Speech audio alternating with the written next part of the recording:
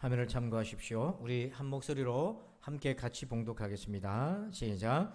그러므로 우리가 그의 죽으심과 합하여 세례를 받음으로 그와 함께 장사되었나니 이는 아버지의 영광으로 말미암아 그리스도를 죽은 자 가운데서 살리신과 같이 우리로 또한 새 생명 가운데서 행하게 하려 함이라. 아멘. 할렐루야. 부활의 은혜가 함께 하시기를 축원합니다.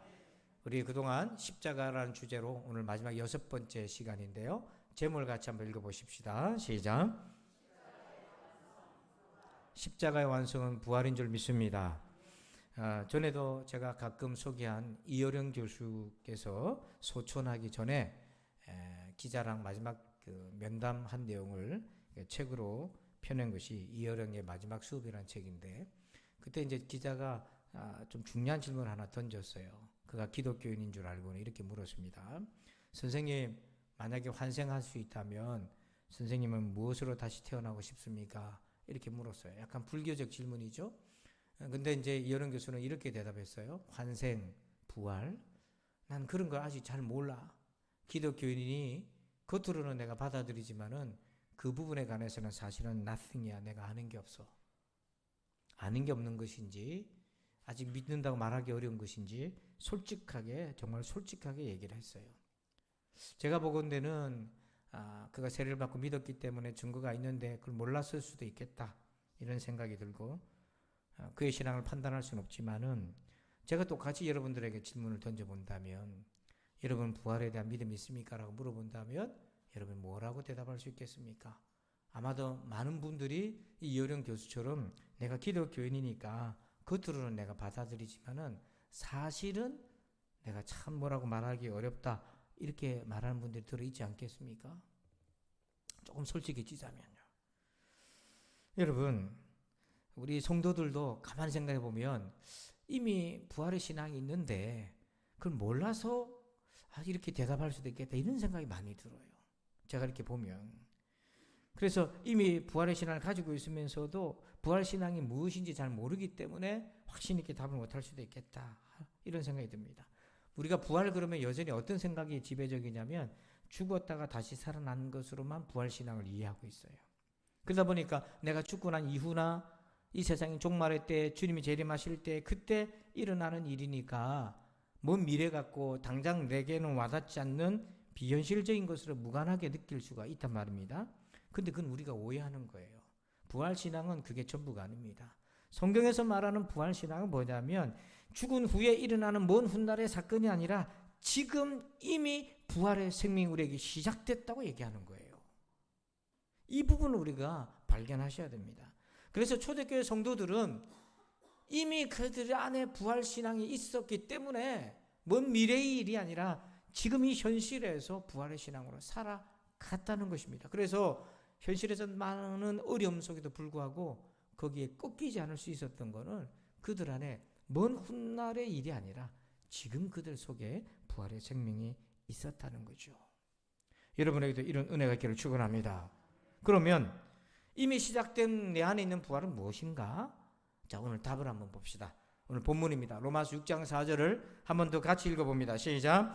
그러므로 우리가 그의 죽으심과 합하여 세례를 받음으로 그와 함께 장사되었나니 이는 아버지의 영광으로 말미암아 그리스도를 죽은 자 가운데서 살리심과 같이 우리로 또한 새 생명 가운데서 행하게 하려 함이라. 아멘. 자, 이 말씀을 조금 설명을 드릴게요. 잘 이해를 하셔야 되는데, 그러므로 우리가 그의 죽으심과 합하여, 예수님 십자가에 죽으셨는데 그건 객관적인 사건인데 그 죽으심과 합하여 그 십자가가 나의 십자가가 되는 사건인데요, 세례를 받음으로 그와 함께 장사되었나니, 이렇게 얘기해요. 이게 뭐냐면 지난주에 살핀 대로 회개하고 죄사함 받은 걸 얘기하는 거예요. 이거를 십자가에 못 박혀 죽었다는 표현입니다. 우리가 주님은 진짜 십자가에 못 박히셨지만 우리는 회개를 통해 죽게 되었다는 거예요. 그런 사람에게 나타나는 건데, 이는 아버지의 영광으로 말미암아, 영광이라는 건 하나님의 능력을 얘기하는 거예요. 하나님의 능력으로 말미암아 그리스도를 죽은 자 가운데서 살리신 것 같이 예수님이 실제로 죽은 자 가운데 살아나셨는데 그 부활이 우리에게는 어떻게 연결이 되냐면 우리로 또한, 그 다음 뭐라고 되어 있습니까? 새 생명 가운데 생각하게 하려 함이라. 주님이 십자가에 못 박히신 것이 내가 회개하여 죄에 대하여 죽은 사건이라면, 주님이 부활하신 것이 실제로 죽은 자 가운데서 부활하신 것이 나에게는 어떻게 적용되냐면 내 안에 새로운 생명이 시작됐다는 거예요. 그게 바로 부활의 시작입니다. 그래서 사도 바울은 부활이라는 말과 다르게 호환되게 쓰는 표현이 있는데 그게 새 생명이라는 거예요. 여러분, 이 새 생명은 우리가 먼 훗날에 죽고 난 이후에 예수님이 재림할 때 주는 것이 아니라 지금 이 시간 우리 가운데 있는 것입니다. 여러분, 이 새 생명을 만나시길 축원합니다. 그래서 여러분, 제 안에도 이 새 생명이 있기 때문에, 이 부활의 생명이 있기 때문에 몸은 그대로예요. 몸은 노화되고 늙어가고 보니까 주름도 늘어가고 그렇게 흰머리도 나지만은 우리의 영혼은 새 생명이 있는 것입니다. 그래서 먼 훗날 우리가 죽은 자 가운데 부활하게 될 때에 이 새 생명은 그대로 연결되어 있는 것이에요. 그러면 조금 더 들어가서 부활의 새 생명이 내게 있는지 어떻게 압니까? 자, 그걸 오늘 나누고 싶어요. 부활의 새 생명이 있다는 건 뭘 얘기합니까? 많은 그 증거 중에 세 가지 명확한 증거가 있어요. 오늘 이 말씀 듣고 여러분에게 이 증거가 있는지 잘 살펴보시고 있다면 부활신앙에 대한 확신을 가지셔도 좋습니다. 여러분, 말씀 가운데 확신 가지시길 바랍니다. 여러분의 감정으로 하지 말고 말씀 위에 서시길 바랍니다. 첫 번째는 이것입니다. 제목 읽어볼까요? 시작. 믿음을 얻었다. 한 번 더 시작. 믿음을 얻었다. 새 생명 있는 사람은요, 믿음이 있어요. 이게 뭐냐면 내가 만든 것이 아니라 키운 것이 아니라 믿음을 얻은 겁니다. 이거 받은 거예요.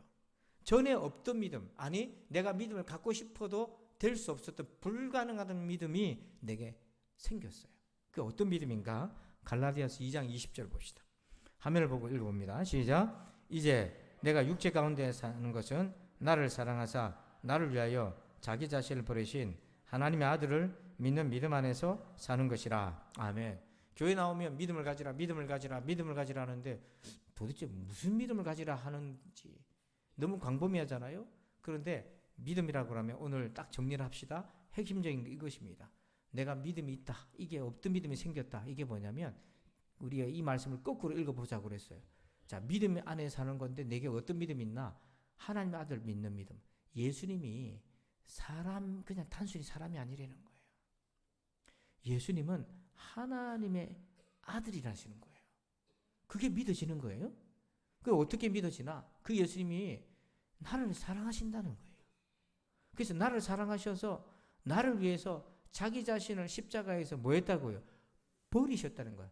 이 말은 나를 대신해서 십자가에서 고통과 죽음을 당하셨다는 거예요. 그게 믿어지는 겁니다. 그분 예수님이 하나님의 아들이고 그분을 믿는 믿음이 내 안에 있다는 거예요. 그저 단순히 신이 계시다 이 믿음 아닌 겁니다. 그거는 길거리에 다니는 사람도 그런 믿음은 다 가지고 있어요. 오, 신이시여, 이건 다 가지고 있어요. 성경에서 말하는 믿음, 오늘 부활절에 말하는 이 믿음 뭐냐면 내 안에 믿음이 있는데 예수님이 하나님의 아들이야. 근데 그분이 나를 너무 사랑하셔서 자기 목숨을 죄인인 나를 대신해서 내어주셨다는 것이 믿어지는 거예요. 여러분, 이거는요 믿겠다고 믿어지는 게 아닙니다. 하나님의 선물인 것입니다. 이 믿음이 여러분 가운데 있다면, 그걸 누군가에게도 고백할 수 있다면, 시인할 수 있다면 새 생명이 있는 거예요. 아니면 이거는 그냥 겉으로는 내가 기독교인이니까 그렇게 얘기하지만 속으로는 다른 얘기가 나올 수밖에 없어요. 만약에 이 자리에 여러분들이 이 고백이 정확하게 되지 않는다면 자기 믿음 빨리 점검을 해보세요. 그래서 베드로전서 1장 8절에 베드로는 이렇게 얘기합니다. 예수를 너희가 보지 못하였으나 사랑하는도다.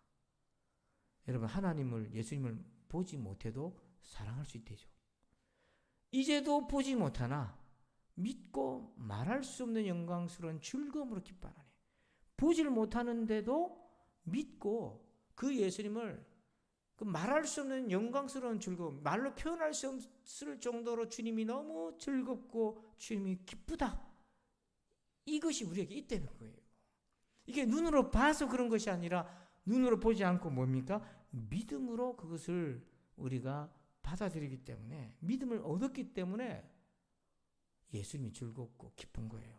여러분, 어떤 것에 빠지면 재미있고 즐겁고 기쁘잖아요. 그것과 견줄 수 없을 정도로 눈에 보이지 않는 하나님, 눈에 보이지 않는 예수님이 너무 좋은 겁니다. 이게 새 생명인 거예요. 새 생명 있는 사람이에요. 어떤 분이 그런 고민을 얘기하더라고요. 목사님, 믿음을 갖고 싶어요.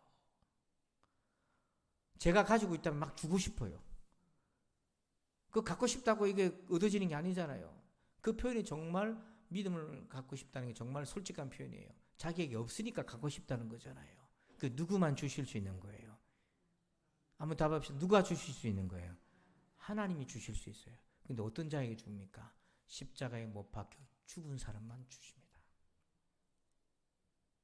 회개하고 죄사함 받은 사람에게만 주시는 거예요. 이 부분이 명확하지 않아서 정말 내가 죄사함의 은혜가 있는지 없는지 모르겠다면 다시 그 부분부터 여러분 출발하시면 하나님이 반드시 우리에게 이 믿음을 주실 줄 믿습니다. 두 번째는요. 2번 제목을 봅니다. 시작. 하나님의 종이 되었다. 두 번째로 새 생명이 있는 사람, 부활의 믿음이 있는 사람은요. 하나님의 종이 됐다는 걸 알아요. 자, 6장 22절 로마서. 그러나 이제는 너희가 죄로부터 해방되고 하나님께 종이 되어 거룩함에 이르는 열매를 맺었으니 그 마지막은 영생이라. 우리에게는요 항상 주인이 있었어요. 여러분 스스로도 내가 주인이다 생각했겠지만 아니에요. 우리가 주인이 아니라 예수님 만나기 전에는 죄가 우리 주인으로 됐어요. 그래서 우리가 죄의 종로로 됐어요.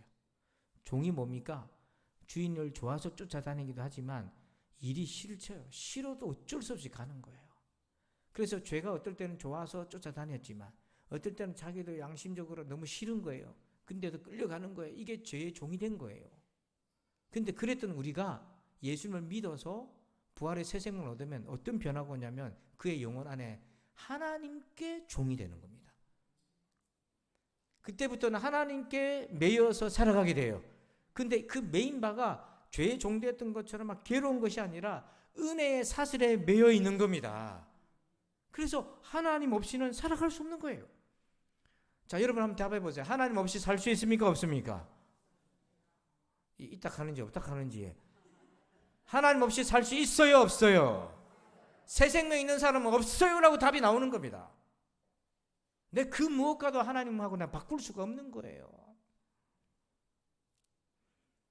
그래서 저도 어릴 때 교회 다닐 때 중고등부 시절 때 새벽에 가다가 들켜가지고 제 방이 2층이었는데 그 다음날 아버지한테 얼마나 혼났는지 교회 가지 마라. 의당 부모님께 효도하고 순종해야 될 가치로서는 교회를 안 가야 되는 게 맞지만 내가 좀 맞더라도 콩구멍이 나더라도 주님을 내가 버릴 수는 없지 않나. 요즘은 그렇게까지 하는 세상은 아니지만은 저희 달할 당시에는 숱하게 집사님들이 남편들한테 얻어맞기도 하고 얼마나 그런 일이 많았는지. 왜 그랬습니까? 그게 남편을 사랑 안 해서가 아니잖아요. 부모님을 제가 사랑 안 해서가 아니잖아요. 부모님은 사랑하지만 하나님을 버릴 수 없는 거죠. 그게 생명이기 때문에. 자, 근데 이 말씀을 다시 잘 보세요. 하나님께 종이 됐다는 걸 어떻게 알 수 있나? 내가 하나님께 종이 된 사람은 어떤 열매를 맺고자 합니까? 예, 거룩함에 이르는 열매를 맺고자 하는 갈망이 있어요. 옛날에는 쾌락과 정욕에 쫓아다녔어요. 근데 지금은 그게 아니라 어떻게 하면 주님 하나님의 그 거룩함을 내가 닮아갈까? 자, 거룩함의 열매를 맺으려면 뭐와 싸워야 됩니까? 죄와 싸워야 되는 거예요. 유혹과 싸워야 되는 거예요. 엎치락 뒤치락 씨름을 해야 되는 거예요. 그런데 그 거룩함에 이르는 열매가 있는데 그 열매의 마지막 궁극적 열매가 뭐냐면 영생인 것입니다. 영원한 생명이에요. 여기서 진짜와 가짜가 나눠져요. 가짜는 그냥 교회 다니면서 자기가 하나님의 믿는 자녀라고 생각하지만 거룩함에 이르는 열매를 끊임없이 안 맺어요. 그러니까 뭡니까? 교회는 다니는데 행동은 교회 다니는 사람 같지 않아요. 제가 오늘 1부 마치고 2부 사이에 제가 그 인공지능하고 대화를 몇 마디 나눴어요. 부활의 증거를 좀 얘기해봐라. 그러니까 쫙 얘기를 해줘요. 부활의 증거를 쭉 얘기해줘요. 그러면 부활을 믿지 못하는 사람은 그 이유가 뭐냐고 또 얘기를 해봐라. 그러니까 쭉 다 얘기를 하는데 그 중에 하나가 뭐냐면 시험이 든 경우에 사람들이 믿음이 식어서 또 교회 다니는 사람들의 행동이 잘못돼서 이래서 안 믿는 사람, 예수님이 실제로 부활한 것과 상관없이 그 부활을 믿는 그리스도인들의 삶을 보면서 그렇게 하는 사람들이 느끼는 사람이 많대잖아요. 그래서 여러분, 신자라고 하면 거룩함에 이른 열매를 끊임없이 맺기 위해 투쟁하고 싸워야 되고, 그 과정에서 영생의 약속을 우리가 주어받기 때문에 새 생명이 있는 사람은 몸부림을 치는 거예요. 완벽한 건 아니지만은 그 온전하기 위해서 몸부림치는 겁니다. 그래서 우리 주변에도, 저와 여러분 주변에도 늘 유혹이 있고, 그런 유혹에 쉽게 우리 가운데 빠질 수 있는 환경이 너무 많지 않습니까? 그런데도 쉽게 넘어가지 않는 이유가 뭐예요? 신앙이 있어서. 그래서 싸우려고 애를 쓰고, 그래서 하나님 기뻐하신 열매를 맺으려고 애를 쓰는 거잖아요. 19세기 스코틀랜드 목사님이었던 로버트 머리 맥체인 목사님은 늘 자기가 했던 기도의 1순위가 이 기도를 했던 거죠. 우리 성도들에게 가장 절실한 것은 바로 나 자신의 거룩함이다. 저도 이 말씀 보면서 너무 많아요. 너무 많은 영적인 도전을 받아요. 오늘 저와 여러분의 필요한 건 우리 각자의 거룩함인 거예요. 이 거룩함은 어디서 나오나? 내가 하나님의 종이 된 사람, 종이 된 사람에게 생겨지는 열망인 겁니다. 혹시나 이 자리에 여러분 말할 수 없는 혼자만의 어떤 그런 비밀이 있거나 하나님 앞에서 아직도 씨름하고 있는 부분이 있다면, 오늘 이 시간에 여러분 용기를 내어서 회개하고 그 죄를 십자가에 못 박고 거기서부터 자유하시기를 축원합니다. 세 번째로요, 끝으로 한번 읽어봅니다. 새 생명의 증거예요. 성령 하나님과 교제한다. 자, 요한복음 7장 39절에 예수님이 이상한 말씀하십니다. 제자들에게. 이는 그를 믿는 자들이 받을 성령을 가리켜 말씀하신 것이라. 가로 안에 이렇게 되어 있죠. 예수께서 아직 영광을 받지 않으셨으므로. 이 표현은 예수님이 십자가에 죽으시고 부활하지 않으셨으므로 이 표현이에요. 성령이 아직 그들에게 계시지 아니하시더라. 예수님과 제자들이 함께 있을 때는 제자들이 아직 성령 충만함을 경험을 못했어요. 그러나 예수님이 십자가에 죽으시고 부활 승천하시고 난 이후에 약속하신 성령이 제자들에게 임하십니다. 그 성령을 미리 말씀하셨는데요, 성령님이 오시면 그분이 예수님 미리 말씀하신 그분인 줄 알으라고 예고해 주신 거예요. 예언해 주신 거예요. 성령님 어떤 분이세요? 자, 요한복음 14장 17절 이렇게 얘기해요. 그는 진리의 영이라. 여러분, 성령 충만한 사람은 어디 가운데 거한다는 거죠? 진리 가운데. 진리가 뭡니까? 예수님의 복음이잖아요. 이게 굉장히 중요합니다. 성령 받은 사람은 진리 밖으로 튀어져 나갈 수가 없어요. 그 진리의 영인데 세상은 능히 그를 받지도 못하니 이는 그를 보지도 못하고 알지도 못합니다. 그러나 너희는 그를 아나니. 우리는 안다 이 말입니다. 어떻게 하는가? 그는 너희와 함께 거하시며 또 너희 속에 뭐예요? 계시겠습니다. 즉 이게 성령 충만한 거예요. 성령 세례를 받는 거예요. 하나님의 영이 내 안에 계신다는 거예요. 자, 그러면 여기서 하나님의 영이 내 안에 계신다는 거를 내가 어떻게 합니까? 자, 여기서 성령님과의 교제가 있는데요, 그 힌트는 성령 하나님의 별칭에서 알 수 있어요. 하나님의 영의 별칭이 있어요. 요한복음 14장 16절 보세요. 내가 아버지께 구하겠으니, 예수님이 말씀하시는 거예요. 내가 아버지 성부 하나님께 구하겠으니 그가 또 다른 보혜사를 너에게 주사. 자, 또 다른 보혜사란 말은 원래 보혜사가 있다는 얘기잖아요. 원래 보혜사는 예수님 자신을 가리켜요. 그래서 예수님이 더 이상 이 땅에 육신으로 계시지 않는 동안에는 하나님이 예수님을 대신해서 보혜사, 또 다른 보혜사가 뭐냐면 성령 하나님을 보내신다는 거예요. 근데 여기서 보혜사라는 표현이 어렵게 보이잖아요. 한자말로 풀이해버리니까. 근데 보혜사란 말은 그렇게 어려운 뜻이 아니고요, 많은 번역본을 취합해보면, 성경 번역을 취합해보면 보혜사라는 단어는 이렇게 번역이 됩니다. 위로자, 변호자, 중보자, 또 지혜를 주시는 지혜자, 좋은 자, 그 다음 나에게 힘을 주시는 분, 내 곁에서 나를 지켜주시는 분, 나와 함께 하시는 분, 나를 도우시는 분, 이런 뜻이 보혜사는 뜻이에요. 이게 뭐냐면 예수님이 제자들 옆에 계시면서 제자들을 도와줬잖아요.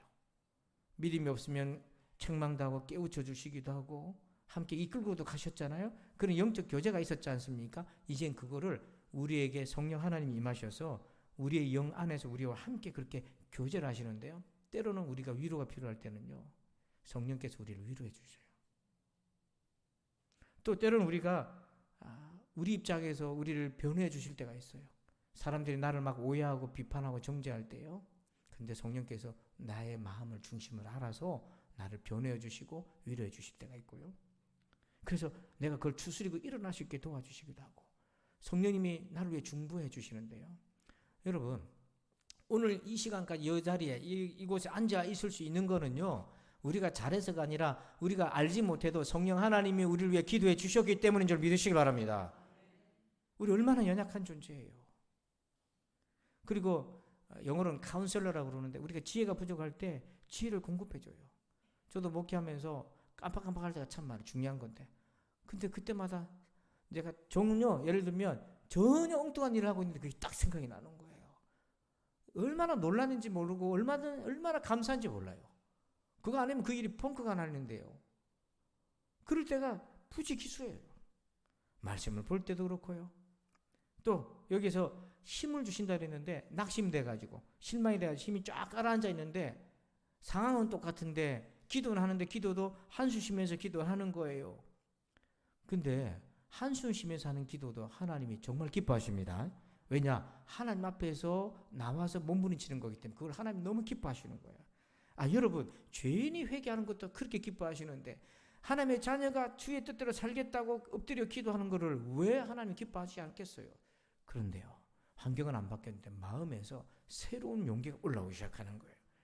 그건 내가 하는 게 아닙니다. 성령께서 힘을 주시는 거예요. 또 그렇습니다.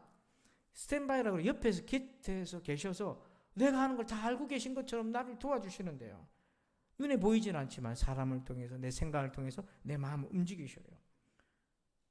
저도 오늘 새벽에도 제가 꼭 필요한 말, 용기가 필요한 말이 있는데 좀 표현이 그렇지만 꼭 듣고 싶은 말이 있었는데 누군가를 통해서 말씀을 하시는데 깜짝 놀랐어요. 제 속 얘기를 주님이 다 알고 계시니까 그때마다 깜짝 놀라면서 주님과의 교제 친밀감이 얼마나 복된 신앙생활인가. 그래서 여러분, J.P. 모어랜드라고 하는 부활만 집중적으로 연구한 신학자가 있어요. 이론적으로 신학적 이론으로 무신론자들이랑 토론 논쟁을 하면서 무신론자들을 다 꺾어서 이긴 변증가인데, 어떤 분이 조용히 찾아가서 개인적으로 물었어요. 교수님, 화면을 좀 띄워주시고요. 저분인데요. 교수님은 개인적으로, 이론적인 거 말고 개인적으로 부활의 예수님을 어떻게 만나십니까? 하고 물었어요. 그랬더니 이분이 얘기를 합니다. 내 개인적인 거하고 신학적인 거하고 따로 놀 수가 없지. 내가 믿지 않는데 내가 어떻게 신학을 하겠나. 그런데 중요한 표현을 하나 써요. 경험적 테스트라는 말을 써요. 이게 무슨 말이냐면, 예수님이 부활하셨고 지금도 살아계신다면 누구나 경험해서 알 수 있다는 거예요. 잘 들어보세요. 누구나 경험해서 알 수 있는 거라. 그러면 그게 경험적으로 진리라는 걸 알 수 있다는 거예요. 부활하신 예수님을 이 세상에 1000명만 알 수 있다면 그거는 진리가 아니라는 거예요. 그런 건 없는 거예요. 그런 거는. 그게 진리라면 어디 가나 다 통하게 돼 있는데요. 우리 문제이긴 하지만 누구나 경험해서 알 수 있다. 그걸 경험적 테스트라는 거예요. 여러분, 하다못해 우리가 여러분의 일상생활에서 쓰는 화장품이든 세제든 이게 좋은 건지 아닌지 한 사람만 써보고 알 수 있다면 그걸 어떻게 합니까? 100명 중에 8, 90명이 써보니까 좋더라고 하는 평가가 나오면 이게 진짜 좋은 걸로 입증이 되잖아요. 부활신앙도 그렇다는 거예요. 믿음 좋은 사람만, 특수한 사람만 누리는 게 아니라는 거예요. 그래서 자기도 매일같이 그걸 경험한다는 거죠. 어떻게 해요? 기도하면서 주님이 응답해 주시고, 말씀 가운데 주님이 깨닫게 해주시고, 성령님을 받지 않은 사람은 모르지만 성령께서 내 안에 계셔서 나와 교통하시고, 기적도 때로는 일으키시고, 정말 이해할 수 없는 일도 일어나고, 그 믿음 가운데 확신이 있는 얘기를 줄줄이 얘기를 하는데 한도 끝도 없이 내 평생의 주님이 나와 함께 하셨다는 거죠. 자, 이런 제 그 설교에 여러분도 아멘으로 하답할 수 있는 건 여러분도 그런 경험이 있다는 거지 않습니까? 저만 하고 앉아있으면 이걸 어떻게 경험적으로 테스트 해보겠어요? 그래서 여러분, 부활의 새 생명이 있는 사람은 성령 하나님을 모시고 그분과 계속해서 교제할 수 있습니다. 힘들고 어려울 때 주님 앞에 엎드려 보세요. 주님 여러분 다 알고 계시기 때문에 여러분에게 필요한 대로 역사하여 주실 것입니다. 그러므로 부활은 죽어서 몸이 다시 살아나는 먼 미래의 일이 아니라 그 새 생명이 지금 내 안에 역사하고 계신 거예요. 그래서 여러분, 이 부활의 생명을 온전히 누리시길 바랍니다. 그러면 이 부활의 새 생명 무엇입니까? 세 가지 꼭 기억하세요. 첫 번째, 예수님에 대한 믿음이 내게 생겨난 것. 두 번째, 내가 하나님의 종이 되어서 거룩함이 이르는 열매를 맺고자 하는 영적인 본능이 내 안에 있는 것. 세 번째, 성령 하나님과 교제하는 것. 이 세 가지를 보시면서 여러분 안에 이 세 가지가 있는지 빨리 점검해 보시고, 혹시 이것이 희미하다면 다시 주님 앞에 엎드리셔서 저와 여러분이 새 생명, 부활의 생명으로 충만한 오늘이 되기를 주의 이름으로 축원합니다. 아버지 감사합니다. 부활은 먼 훗날에 죽음 이후에 일어날 일이 아니라 지금 이 순간 현실에서 새 생명을 얻은 것으로 시작되었음을 깨달았습니다. 이 말씀을 믿음으로 받게 하여 주시옵소서.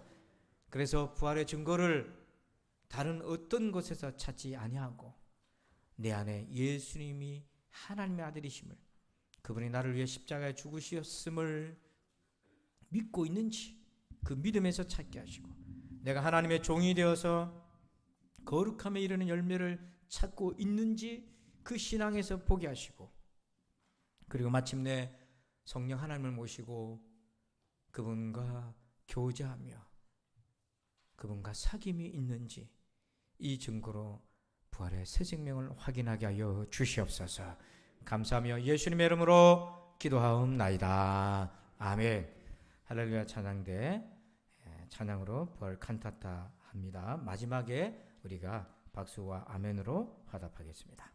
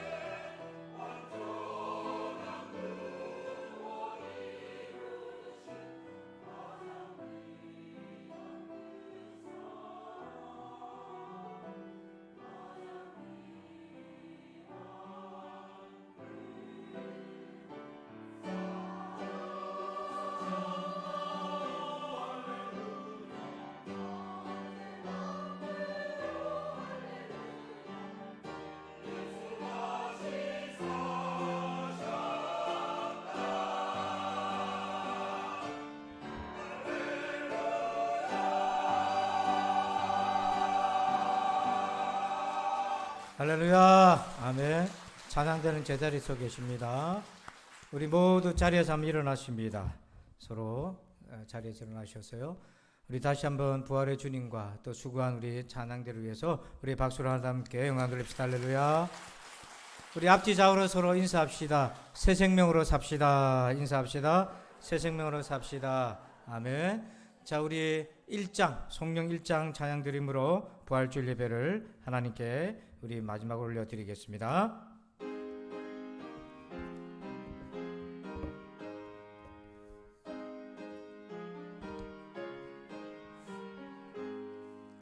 만복의 근원 하나님 백성 찬송 드리고 저 천사여 찬송하세 찬송 성부 성자 성령 아멘.